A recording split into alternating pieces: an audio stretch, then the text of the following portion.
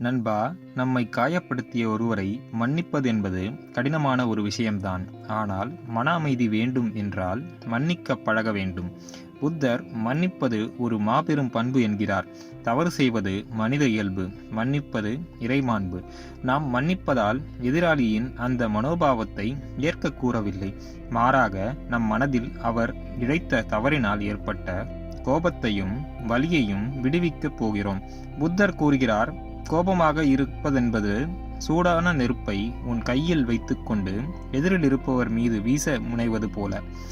அதை வீசுவதற்கு முன் அது உன் கையையே சுட்டுவிடும். அதுபோல பிறர் மேல் நீ கொண்ட கோபமும் பகையும் உன்னையே பாதிக்கிறது.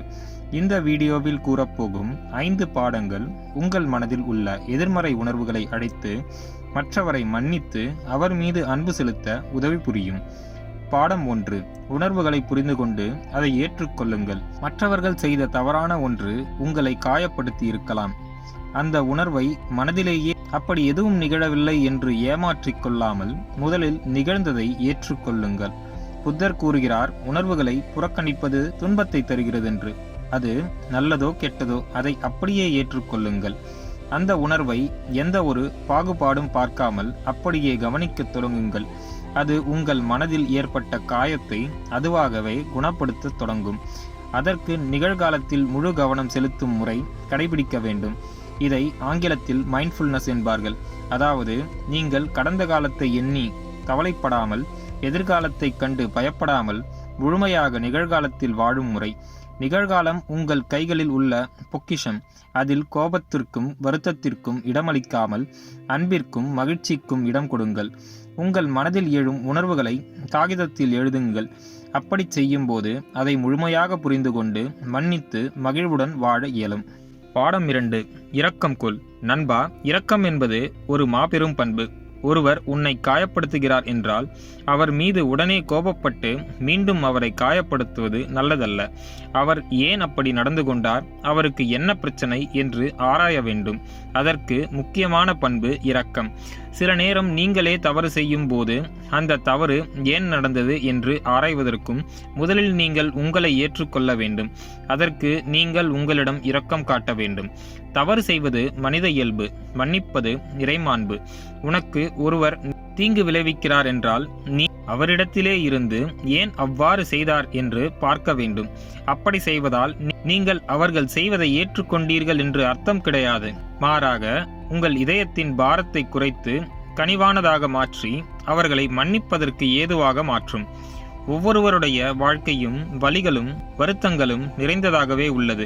அது நமக்கு பல நேரம் தெரிவதல்ல. நண்பா, தியானம் உங்களுக்கு இரக்கத்தை கொண்டு வருகிறது.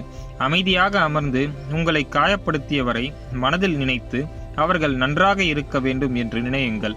முதலில் அது கடினமாக இருக்கும். ஆனால் போக போக அவர் மேல் அன்பும் அனுதாபமும் அதிகரிக்கும்.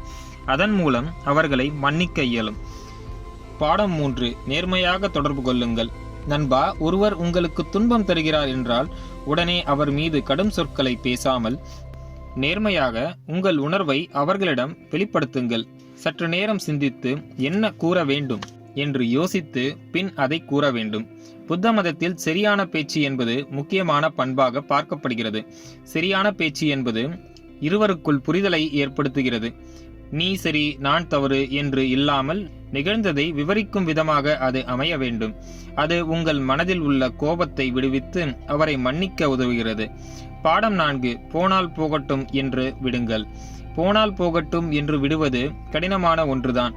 ஆனால் அதை பழகிவிட்டால் உங்கள் வாழ்க்கையில் அதைவிட சிறந்த பண்பு வேறு எதுவும் கிடையாது. கோபத்தையும் துயரத்தையும் அப்படியே பிடித்து வைத்திருக்காமல் அதை விடுவிக்க வேண்டும். இதற்கு போனால் போகட்டும் என்ற மனப்பான்மை அவசியம் தேவை. புத்தர் கூறுகிறார், பற்றுகளே துயரத்திற்கு காரணம் என்று.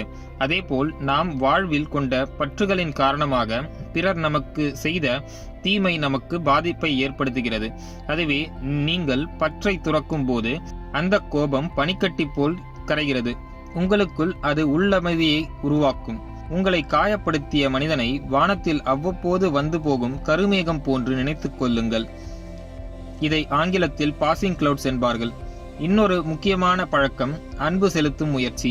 இதில் அமைதியாக ஒரு இடத்தில் அமர்ந்து நான் மகிழ்ச்சியாக இருக்கிறேனா நான் அமைதியாக இருக்கிறேனா, நான் நலமாக இருக்கிறேனா, நான் ஆரோக்கியமாக இருக்கிறேனா என்று கேள்வி கேட்டுக்கொள்ளுங்கள். இதே போன்று மற்றவர்களை மனதில் உருவகப்படுத்தி அவர் அமைதியாக இருக்கிறாரா, அவர் மகிழ்ச்சியாக இருக்கிறாரா, அவர் நலமாக இருக்கிறாரா, அவர் ஆரோக்கியமாக இருக்கிறாரா என்று நினைத்து பாருங்கள். அது உங்கள் இதயத்தை அமைதிப்படுத்தும், மேலும் அவரை மன்னிக்கும் ஆற்றலை தரும். பாடம் 5. தவறுக்காக அந்த மனிதரையே நிராகரிக்காதீர்கள். நண்பா, ஒருவர் செய்த தவறுக்காக அந்த மனிதரையே நிராகரிக்காதீர்கள். அவர் எந்த சூழ்நிலையில் அப்படி செய்திருப்பார், அப்படி பேசியிருப்பார் என்று நமக்கு தெரியாது. நம்மை காயப்படுத்தியது மட்டும்தான் நமக்கு தெரியும். எனவே அமைதியாக அமர்ந்து அவரிடத்திலிருந்து அதை யோசித்து பார்க்க வேண்டும். அப்படி செய்யும் போது அவரை மெல்ல புரிந்து கொண்டு அவர் மேல் கொண்ட கோபம் கொஞ்சம் கொஞ்சமாக குறையும். மனிதர்கள் தவறு செய்வது இயற்கைதான். ஆனால் அவர்கள் அப்படித்தான் என்று முடிவு செய்து விடாதீர்கள். தவறுகள் செய்து அதிலிருந்து பாடம் கற்றுக்கொண்டு ஒரு சிறந்த மனிதனாக உருவாகுவதே மனித வாழ்க்கை. எனவே மற்றவர் தவறு செய்வதால் அவர்களை புறக்கணித்து விடாமல் அவர்களை அப்படியே ஏற்றுக்கொண்டு அவர்களை மன்னித்து பழக வேண்டும். நண்பர்களே, மேற்கூறிய 5 விஷயங்கள் உங்கள் வாழ்க்கையில் பெரிய மாற்றத்தை ஏற்படுத்தும் என்று நான் நம்புகிறேன். இந்த வீடியோ பிடித்திருந்தால் லைக் பண்ணுங்க, உங்க ஃப்ரெண்ட்ஸ் அண்ட் ஃபேமிலிக்கு ஷேர் பண்ணுங்க. நம்ம சேனலை நீங்க இன்னும் சப்ஸ்கிரைப் பண்ணலனா சப்ஸ்கிரைப் பண்ணுங்க. நன்றி, வணக்கம்.